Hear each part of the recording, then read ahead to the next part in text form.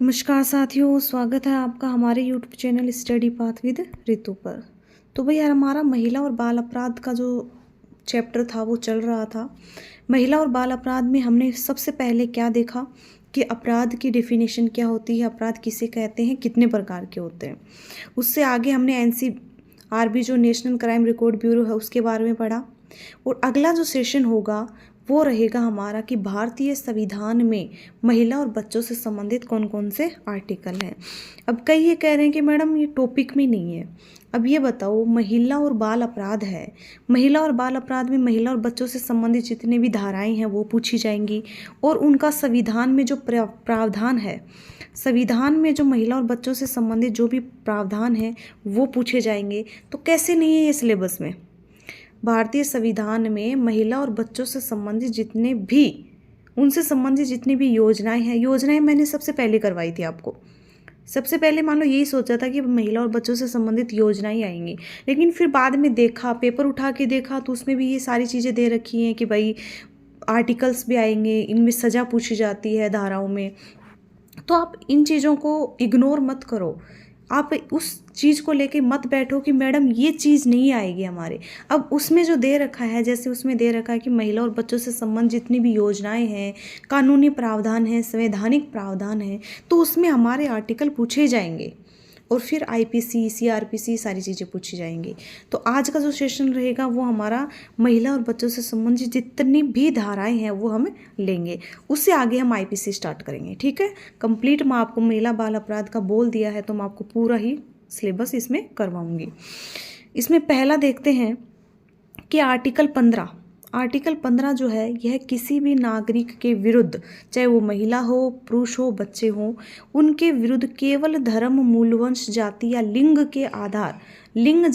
जन्म के आधार पर विभेद नहीं किया जाएगा। यानी कि किसी भी नागरिक बच्चों के साथ, महिला और बच्चों के साथ केवल धर्म, मान लो तुम धर्म को लेकर या उसके वंश को लेकर, जाति को लेकर या उसके लिंग को लेकर, जन्म के आधार पर आप किसी भी प्रकार का भेदभाव नहीं करोगे। ये पहला आर्टिकल इनसे संबंधित आता है।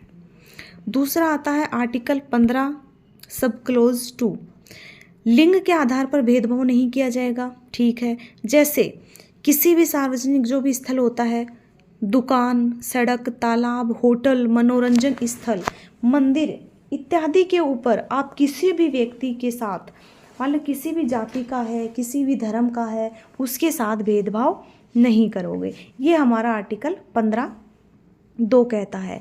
अब देखिए, इससे संबंधित एक एग्जाम्पल लिया जाता है। अभी देखो 15(2) से रिलेटेड कि एक सबरीमाला वाला जो विवाद चल रहा था, सबरीमाला जो अयप्पा का मंदिर था ना केरल में, ये सबरीमाला वाला जो विवाद था ये केरल का था। इसमें क्या था भाई कि जिनकी उम्र 11 वर्ष से लेकर 50 वर्ष है, 11 वर्ष से लेकर 50 वर्ष जिनकी उम्र थी, उन महिलाओं को मंदिर में प्रवेश नहीं दिया जाता था।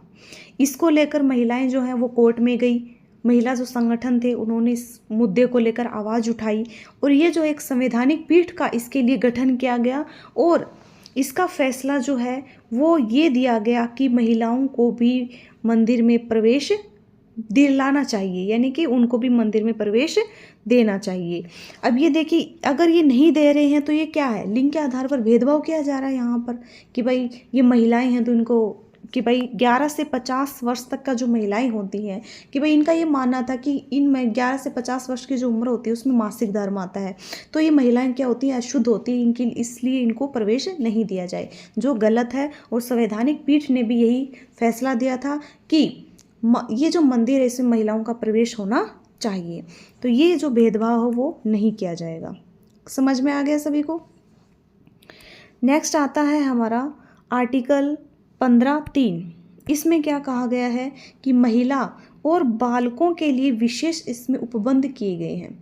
क्या उपबंध किए गए हैं ये देख लो कि महिला और बच्चों को आगे लाने के लिए, क्योंकि महिला और बच्चे किसी भी फील्ड में पीछे नहीं रहे, इसके लिए या बराबरी पर उनको लाने के लिए यदि कोई राज्य किसी भी प्रकार से कानून बनाता है और उन्हें आगे लेके आता है तो इसमें किसी भी प्रकार की रोक टोक नहीं होगी।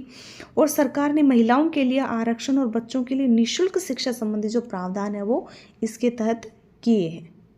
क्लियर है सभी को यहाँ तक कि जो भी संस्था है वो महिला और बच्चों को आगे ला रही है तो उसके लिए कोई रोक टोक नहीं होगी। और वैसे भी महिला और बच्चों के लिए तो काफ़ी चीज़ें की गई हैं, जैसे महिलाओं को आरक्षण दिया गया है ऐसे। नेक्स्ट आता है अपना 3 आर्टिकल अपने हो गए हैं, आर्टिकल 15(1), 15(2) और 15(3). नेक्स्ट आता है आर्टिकल 16। इसमें क्या कहा गया है कि राज्य के अधीन किसी नियोजन या पद के संबंध में केवल धर्म, मूल वंश, जाति, लिंग, उद्भव, जन्म स्थान, निवास या इनमें से किसी के आधार पर न तो कोई नागरिक अपात्र होगा न उसके साथ किसी भी प्रकार का भेदभाव किया जाएगा। और यह जो नागरिक है ये केवल भारत के नागरिकों को प्राप्त हुई। यह जो आर्टिकल है, यह जो अनुच्छेद है, ये केवल भारत के नागरिकों के लिए है कि भाई राज्य के अधीन कोई भी नियोजन या पद के संबंध में धर्म, मूल वंश, जाति, लिंग, उद्भव, जन्म स्थान, निवास या इनमें से किसी के आधार पर किसी भी नागरिक को अपात्र नहीं समझा जाएगा और उसके साथ किसी प्रकार का भेदभाव नहीं किया जाएगा। क्लियर है सभी को यहाँ तक। फिर नेक्स्ट आर्टिकल आता है आर्टिकल 21। आर्टिकल 21 में क्या है? प्राण व दैहिक स्वतंत्रता। ये जो अनुच्छेद है इसमें किसी भी व्यक्ति को अपनी गरिमा एवं अपने हिसाब से जीने का अधिकार है।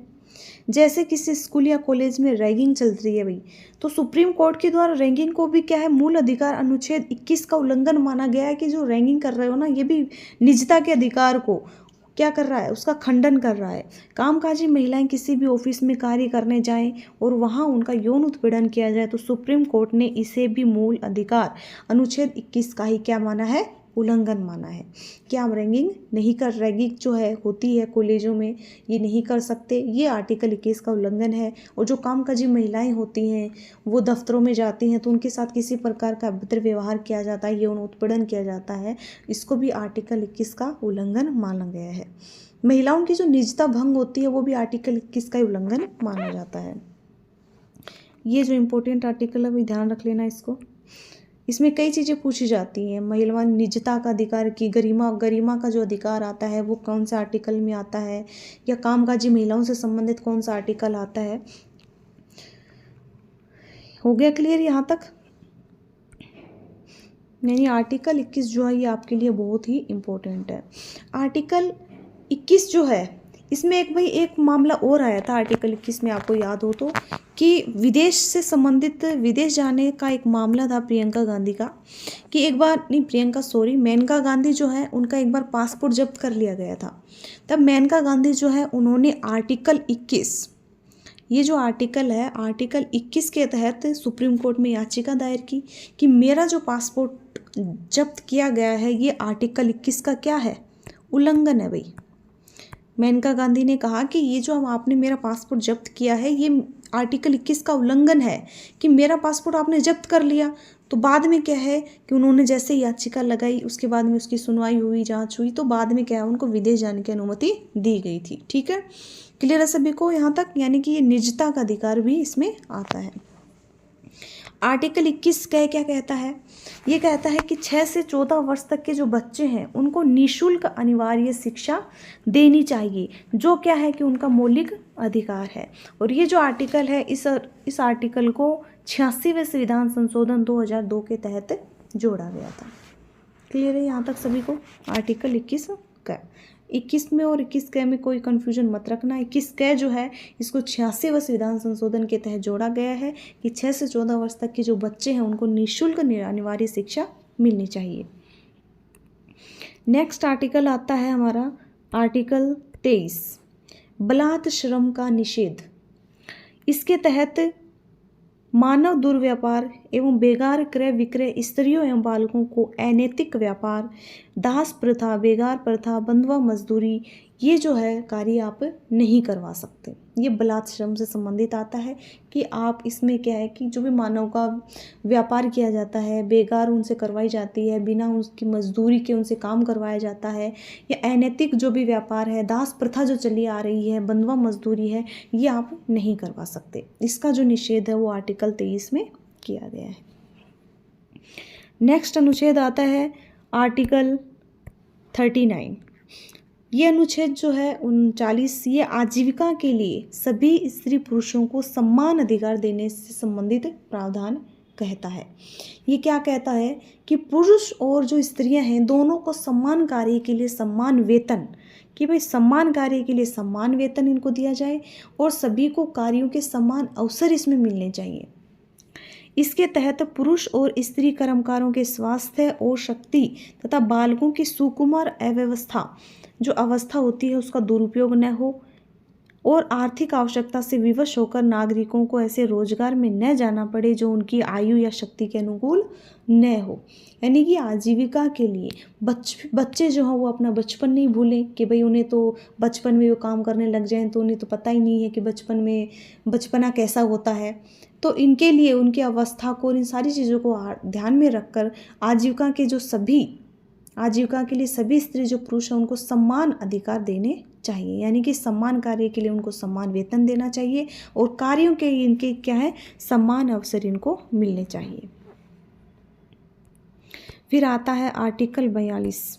आर्टिकल 42 हमें क्या कहता है कि काम की न्याय संगत एवं मानवोचित दशाएं तथा प्रसूति सहायता का जो प्रावधान है वो आर्टिकल 42 में किया गया है। यानी कि महिलाओं से संबंधित बहुत ही इंपॉर्टेंट आर्टिकल जो है ये माना जाता है। इसमें क्या है कि प्रत्येक राज्य का ये कर्तव्य या दायित्व है कि काम के लिए न्यायोचित दशा उपलब्ध करवाई जाए। जैसे मनरेगा के काम के समय गाँव में मजदूरों के लिए छाया की व्यवस्था होती है तथा छोटे बच्चों को रखने के लिए भी यहाँ भी व्यवस्था की जाती है। आर्टिकल 42 के तहत प्रसूति जो सहायता है उसके लिए राज्य सरकार 104 एम्बुलेंस की व्यवस्था करती है और उनकी खाद्य सामग्री की व्यवस्था इसके तहत की जाती है। प्रसव काल के दौरान महिलाओं को 180 दिन यानी कि 6 माह का सवैतनिक अवकाश देने का प्रावधान इसमें किया गया है। यानी कि वेतन के साथ उनको अवकाश दिया जाता है, इसलिए ये क्या है कि इम्पोर्टेंट आर्टिकल हो जाता है। ठीक है। फिर आता है आर्टिकल 44। इसमें क्या कहा गया है कि नागरिकों के लिए समान सिविल संहिता व नागरिक आचार संहिता का इसके तहत प्रावधान किया गया है। ठीक है। ये आता है आर्टिकल 44 में, यानी कि समान सिविल संहिता, सभी के लिए समान एक सा व्यवहार किया जाए, सभी के लिए एक ही कानून हो। आर्टिकल 45 कहता है कि 6 से 14 वर्ष के जो बच्चे हैं उनको निःशुल्क व अनिवार्य शिक्षा का प्रावधान इनके लिए किया जाए। ये आर्टिकल 45 में भी डाल दिया और आर्टिकल 21 के अंदर भी यही प्रावधान किया गया है। तो इसमें ये कंफ्यूज होने की ज़रूरत नहीं है आपको। ठीक है। 6 से 14 वर्ष के जो बच्चे हैं उनको निःशुल्क व अनिवार्य शिक्षा का जो अधिकार है वो इसके तहत दिया गया है। आर्टिकल 51 क्या कहता है कि 51 क भारत के प्रत्येक नागरिक का ये कर्तव्य होगा कि वह ऐसी प्रथाओं का त्याग करे जो स्त्रियों के सम्मान के विरुद्ध हो, कि वो ऐसी जो प्रथाएं चली आ रही हैं पहले से उनको त्याग कर दे, उनका हटा दे, उनको जो स्त्रियों के सम्मान के विरुद्ध हो। जैसे डाकन प्रथा चली आ रही थी, ये तो वैसे भी हट गई हैं, लेकिन अभी भी भारत में ऐसा हो रहा है तो वो ऐसी प्रथाओं को त्याग दे जो स्त्रियों के सम्मान के विरुद्ध हो, क्योंकि स्त्रियां इस टाइम पे अभी वर्तमान में देखें तो किसी भी फील्ड में पीछे नहीं है। तो ये आर्टिकल 51 क्या आता है, यानी कि प्रथाओं का त्याग जो स्त्रियों के सम्मान के विरुद्ध हो। आर्टिकल 243 घ जिसका सब क्लोज आता है 2, इसमें क्या कहा गया है कि अनुच्छेद 243 घ 1 के अधीन आरक्षित जो स्थान है उनकी कुल संख्या के कम से कम 1/3 जो स्थान है वो SC/ST की जो महिलाएं होते हैं उनके लिए आरक्षित होंगे। ठीक है। यानी कि SC/ST की महिलाओं के लिए 1/3 जो स्थान है वो इसके तहत आरक्षित किए गए हैं। फिर अनुच्छेद आता है 243 घ 3, इसमें कहा गया है कि प्रत्येक पंचायत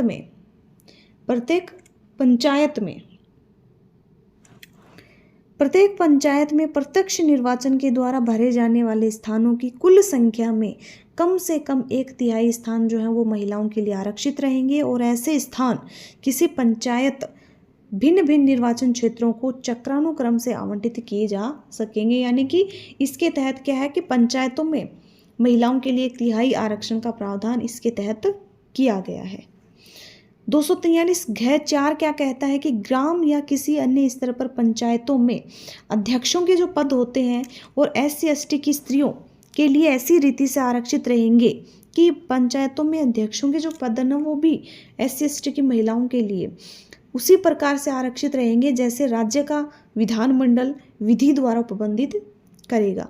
परंतु प्रत्येक स्तर पर पंचायतों में अध्यक्षों के पदों की कुल संख्या के कम से कम 1/3 जो पद हैं वो स्त्रियों के लिए आरक्षित रहेंगे। यानी कि स्त्रियों के आरक्षण की जो व्यवस्था वो आर्टिकल 243 से घ में 2, 3, 4 इनमें ही की गई है। क्लियर है सभी को यहाँ तक। नेक्स्ट आर्टिकल आता है हमारा आर्टिकल 243(2). वो जो हमने पढ़े थे वो क्या थे? आर्टिकल 243 घ का सब क्लोज 2 था और ये हमें दिया गया है आर्टिकल 243(2). इसमें क्या है कि खंड 1 के अधीन आरक्षित जो स्थान है उनकी कुल संख्या के कम से कम 1/3 स्थान जो है वो SC/ST की स्त्रियों के लिए आरक्षित रहेंगे। ठीक है। 243(3) क्या कहता है? 243(3) कहता है कि प्रत्येक नगर पालिका में प्रत्येक जो नगर पालिका है उसमें प्रत्यक्ष निर्वाचन के द्वारा भरे जाने वाले स्थानों की कुल संख्या के कम से कम जो 1/3 स्थान है वो स्त्रियों के लिए आरक्षित रहेंगे तथा यह स्थान किसी नगर पालिका के अलग अलग निर्वाचन क्षेत्रों को चक्रानुक्रम में आवंटित किए जा सकेंगे। यानी कि नगर पालिकाओं में भी क्या है कि महिलाओं के लिए 1/3 जो पद हैं उनका आरक्षण की व्यवस्था इसके तहत की गई है। यह आर्टिकल आता है 243(3). आर्टिकल 243(4) क्या कहता है कि नगर पालिकाओं में अध्यक्षों के जो पद हैं वो SC/ST व स्त्रियों के लिए उसी रीति से आरक्षित रहेंगे जो राज्य विधानमंडल विधि के द्वारा प्रबंधित करेगा। यह आर्टिकल 243(4) कहता है। वो क्या था कि ग्राम पंचायतों में था और इसमें कहा गया है नगर पालिका में। यानी कि 243(3) में कहा गया है कि नगर पालिका में प्रत्यक्ष निर्वाचन के द्वारा भरे जाने वाले जो स्थान है उसमें 1/3 जो पद हैं वो SC/ST की महिलाओं के लिए होंगे। आर्टिकल 243(4) में कहा गया है कि नगर पालिकाओं में अध्यक्षों के पद उसी रीति से होंगे जो राज्य का विधानमंडल उनके लिए उपबंधित करेगा। ये आर्टिकल आते हैं 243(4). यानी कि 243 जो आर्टिकल है ये समझो आप कि आर्टिकल जो 243 है ये महिलाओं के आरक्षण से संबंधित है, चाहे वो ग्राम पंचायतों में हो चाहे नगर पालिका में हो। क्लियर है सभी को यहाँ तक? बहुत ही इंपॉर्टेंट आर्टिकल इसको माना जाता है। नेक्स्ट क्या है कि आर्टिकल 325 क्या कह रहा है इसको समझो कि धर्म, मूल, वंश, जाति या लिंग के आधार पर किसी व्यक्ति का निर्वाचक नामावली में सम्मिलित किए जाने के लिए अपात्र न होना। कि आप उसको कि भाई निर्वाचक नामावली में इसको शामिल नहीं करेंगे। क्यों नहीं करेंगे? भाई इसका धर्म अलग है, मूल वंश है, जाति, लिंग के आधार पर। यानी कि आप किसी भी व्यक्ति के निर्वाचक जो नामावली में उसका जो नाम आता है उसके लिए उसको अपात्र घोषित नहीं कर सकते। उसके द्वारा किसी विशेष निर्वाचक नामावली में सम्मिलित किए जाने का दावा न किया जाना।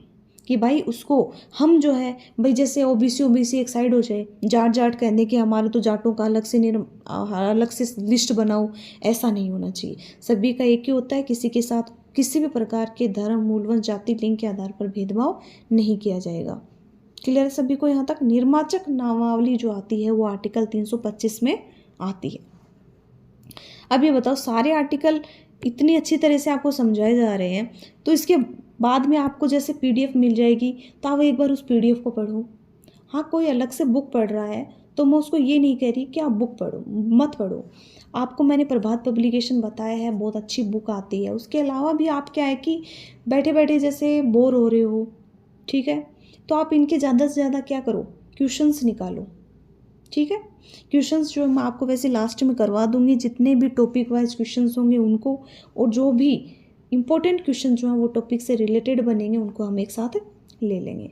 अब आर्टिकल में सबसे लास्ट का आर्टिकल क्या रहता है भाई कि लोकसभा और राज्यों की जो विधानसभा है उनके लिए निर्वाचनों का वयस्क मताधिकार के आधार पर होना।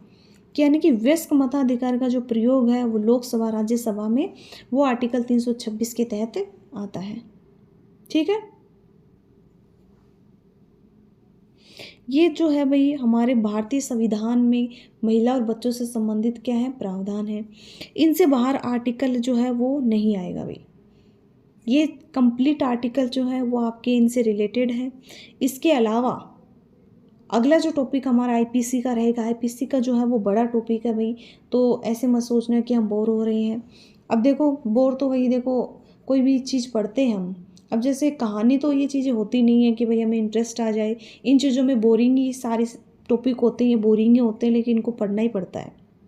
ठीक है, आईपीसी जो है ये बड़ा टॉपिक है, तो इसको हम 2-3 पार्ट्स में लेंगे, वो हो जाएगा, ऐसा कोई दिक्कत नहीं है। उसको भी हम अच्छी तरीके से पढ़ेंगे और इस तरीके से पढ़ेंगे ताकि आपको अच्छे से याद हो जाए। ठीक है, जैसे ये आर्टिकल हमने अच्छी तरह से पढ़े हैं और इनकी पीडीएफ जो है जैसे ही आपका सेशन हो जाएगा उसके बाद आपको 1-2 घंटे के बाद आपको टेलीग्राम पे ये जो पीडीएफ है ये मिल जाएगी। और जो टेलीग्राम का जो लिंक है भाई वो मैंने डिस्क्रिप्शन में नीचे क्लास के आपको मिल जाएगा। ठीक है, और अच्छे से तैयारी करो, टेंशन मत लो कि भाई हमारे ये टॉपिक होंगे या नहीं होंगे, अच्छे से हो जाएंगे। ठीक है, और नहीं आपको इस चीज़ का लोड लेना है कि भाई भर्ती प्रक्रिया के ऊपर रोक लग गई है, तो रोक लग गई है तो वो किस लिए लगी है वो आपको भी पता है कि भाई 15 गुने जो हैं वो पूरे तरह से पास नहीं किए गए थे। तो इसके ऊपर देखो क्या उनकी घोषणा होती है कि भाई आगे हम 15 गुना की लिस्ट में जो और आ रहे हैं उनको लें।